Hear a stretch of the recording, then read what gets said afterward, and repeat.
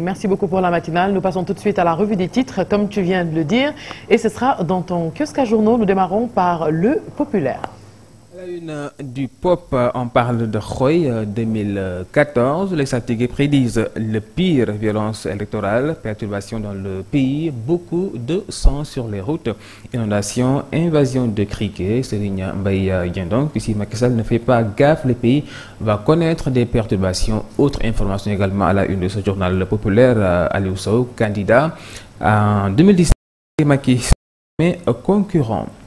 Après le populaire, on passe au journal La Tribune. Séance de divination, les saltigués prédisent du sang et des larmes. Il y aura des violences politiques et puis on retourne donc sur le sport d'hier. Les images du drame, un supporter d'Ama Baldé tué à coups de pierre. Après La Tribune, Direct Info également qui nous parle de Khoy 2014, prédiction des saltigués de Fatick, du sang, encore du sang, nous dit ce matin ce journal Direct Info.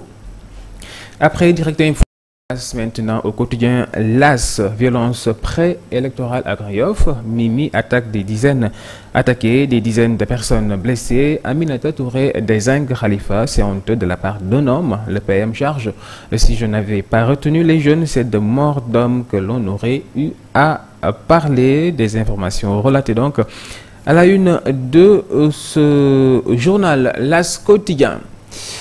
Place maintenant à Siwel, journée culturelle Mame Thierno Birahim Mbacké à Dakar. Mimi, manifestation avec la famille de Serigne Touba. Le PM, mon père était très lié à Serigne Abdoul Ahad Mbacké. Également une autre dame à la une de ce journal.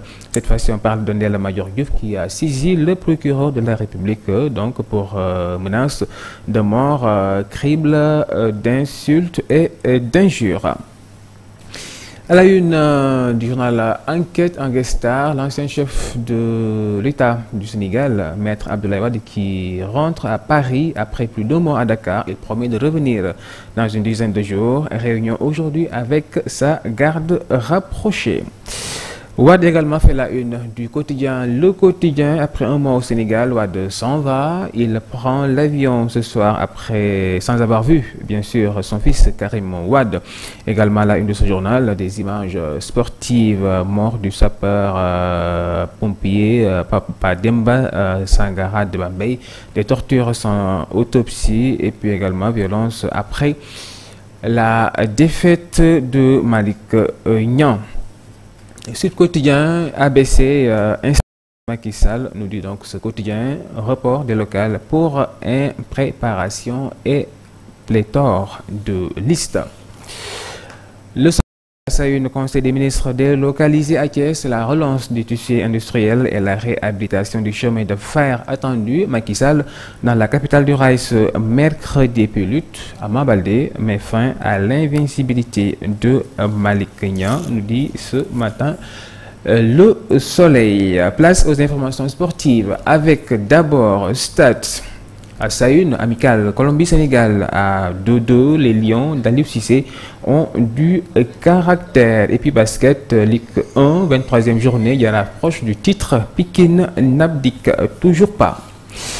Place à Snolamb, vous le savez hier, donc Malick Niang qui a largué 50 coups et descend à l'arrêt 11. Ibou un supporter d'Ama Baldé battu à mort. Ama ressuscite Falaye Baldé, Malick Niang, il a été plus fort que moi. Ama Baldé, mon père ne reposerait pas en paix. Si et seulement si, la suite à lire dans ce journal Sunu Lamb qui met d'ailleurs fin à cette revue des titres.